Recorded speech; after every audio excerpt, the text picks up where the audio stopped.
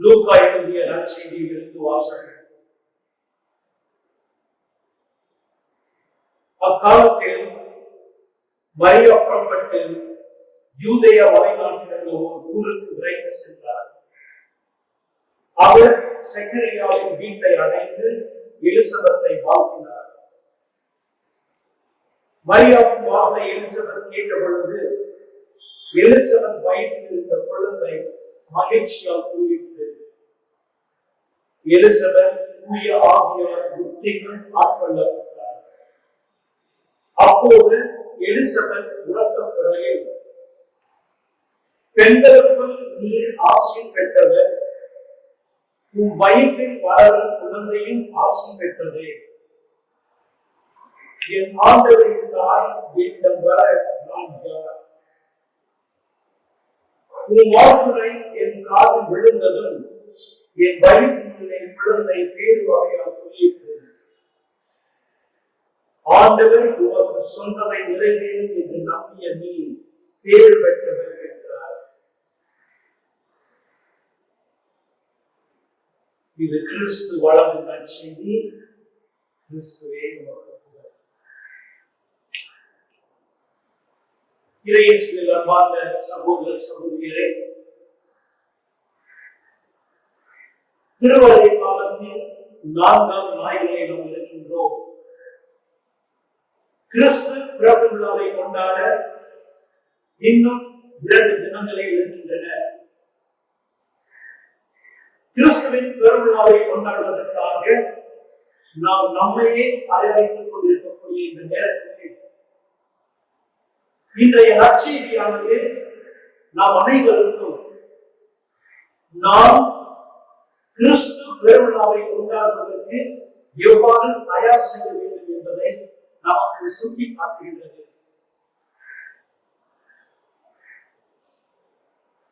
நம்முடைய வாழ்க்கையிலே நாம் பல்வேறு வகையிலே நாம் பலவித கொண்டாட்டங்களுக்கு தயார் செய்கின்றோம்.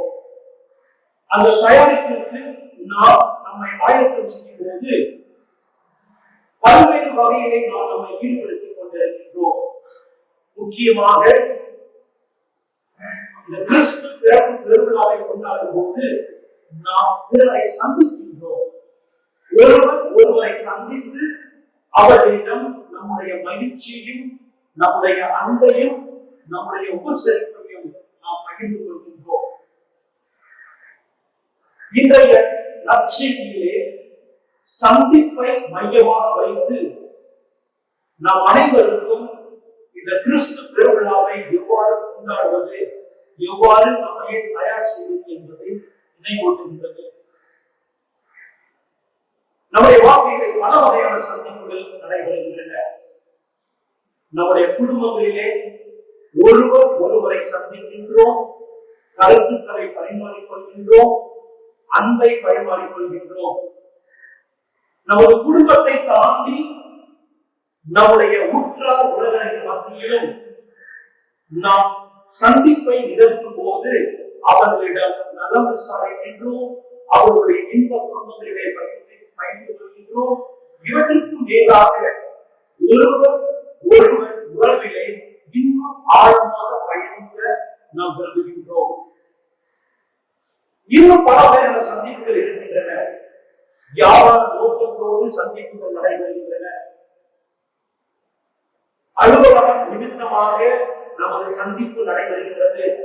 அந்த நேரத்திலே நாம் நம்முடைய வேலையை பற்றியும் பணியை பற்றியும் அலுவலகத்தை பற்றியும் நாம் பேசுகின்றோம், உரையாடுகின்றோம். இதுவும் ஒரு வகையான சந்திப்பு. இதற்கு மேலாக நாம் பெரியோர்களையும் ஞானிகளையும் குருக்களையும் நம்முடைய ஆன்மீக வாழ்க்கையிலே நமக்கு தேவையாக இருக்கும் போது அறிவுரைக்காக, ஒரு வழிகாட்டுக்காக நாம் அவரை தேர்ந்தெடுத்து அவர்களையும் சந்தித்து நாம் ஆலோசனை பெறுகின்றோம். இதுவும் ஒரு வகையான சந்திப்பு. நமது சகோதர சகோதரியரே, இன்றைய நற்செய்தியிலே நாம் வாசிக்க கேட்டோம், மரியா எலிசபெத்தை சந்திக்கின்றார். இந்த சந்திப்பை பற்றிதான் இன்றைய நற்செய்தி இதனை மையமாக வைத்து நமக்கு பலவிதமான கருத்துக்களை எடுத்துக் கொள்கிறது. அதே நேரத்திலே நாம் எப்படி இந்த கிறிஸ்து பிறப்பு பெருவிழாவை கொண்டாடுவதற்கு நம்மையே நாம் தயார் செய்து கொள்ளலாம் என்று அறிவுறுத்துகின்றது. மரியாளும் எலிசபெத்தும் சந்தித்த சந்திப்பு எப்படிப்பட்டது? இது ஒரு சாதாரண சந்திப்பு அல்ல. மாறாக மரியா வாழ்வுகளை சந்தித்ததற்கு பிறகு எலிசபெத் கருவுற்றிருக்கின்றார் என்பதை கேள்விப்பட்டவுடன் அவள் எழுந்து எலிசபெத்தை சந்திக்க செல்கின்றார். மரியா புறப்பட்டு யூதேய மலைநாட்டில் ஒரு ஊருக்கு விரைந்து சென்றார். அவர் செக்கரியாவின் வீட்டை அடைந்து எலிசபெத்தை வாழ்கின்றார். எலிசபெத் மரியாவை அழைக்கவில்லை.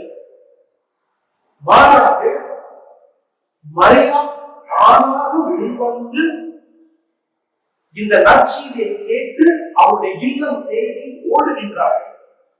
ஆக இங்கு நாம் பார்ப்பது எலிசபெத்தை சந்திக்க செல்கின்ற நேரத்திலே தானாக மனம் வந்து தன்னுடைய உதவி பிறருக்கு தேவைப்படுகின்றது என்பதை உணர்ந்தவளாக இங்கு மரியா எலிசபெத் வீட்டிற்கு செல்கின்றார்.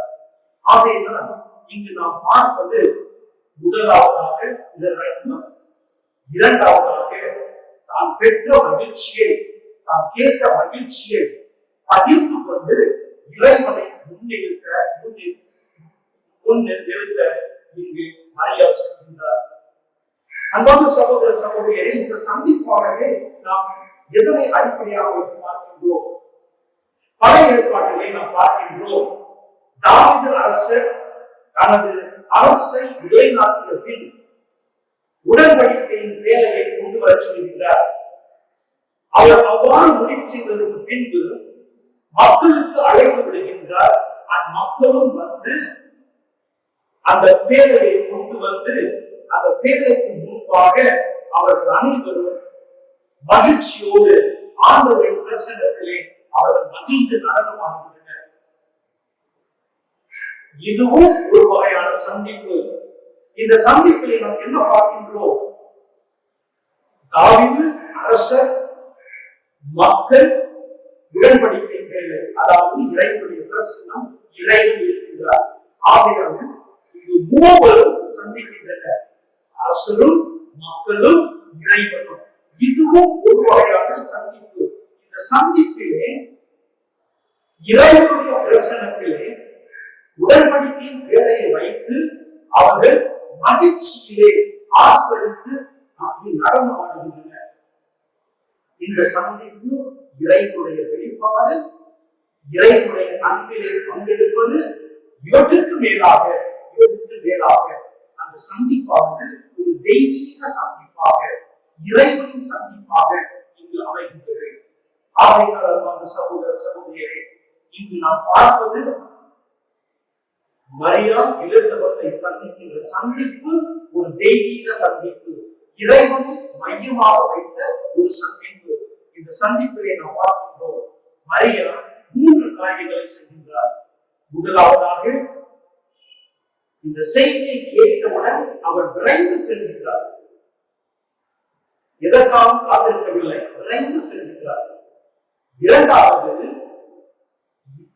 தன்னல் நோக்கம் இல்லாமல், உள்நோக்கம் எதுவும் இல்லாமல் எலிசபெத்தை வாழ்த்துகின்றார். மூன்றாவதாக மௌனம் காட்டுகிறார்.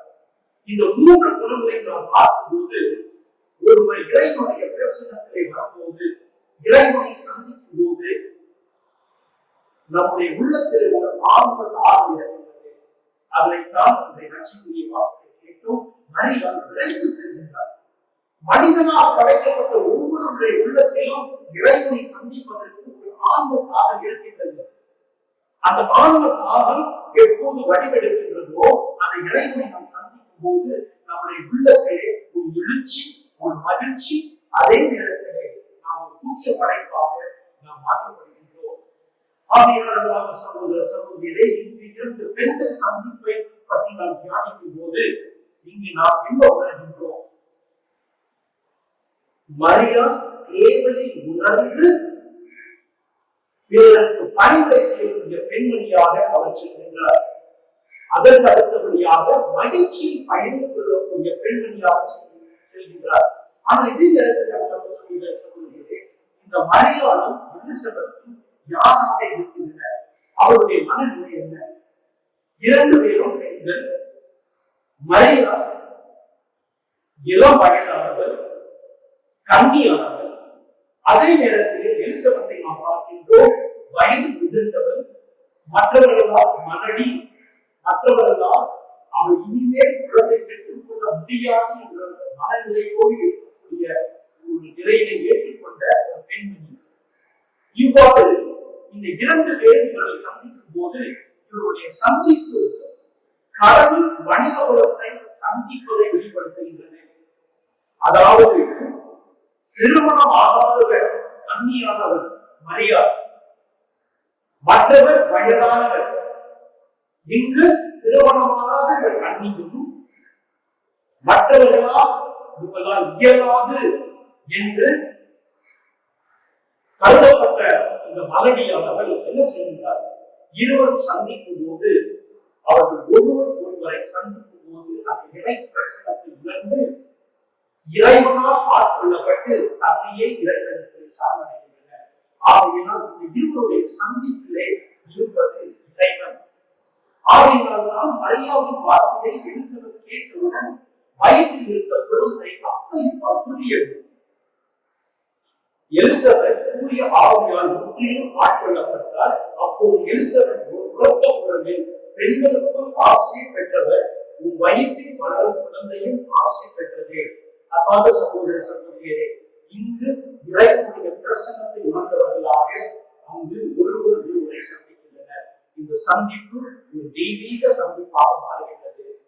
இது நாம் உணர வேண்டியது என்னவென்றால், நம்முடைய வாழ்க்கையிலே நாம் ஒருவரை சந்திக்கும் போது அது தன்னலம் இல்லாமல் பிறநலம் கருதி நாம் கிறிஸ்தவர்களாக இருக்கின்றோம், கிறிஸ்துவை தாங்கி இருக்கின்றோம் என்பதை உணர்ந்து கிறிஸ்துவை கொடுக்கக்கூடிய ஒரு சந்திப்பாக மாற வேண்டும்.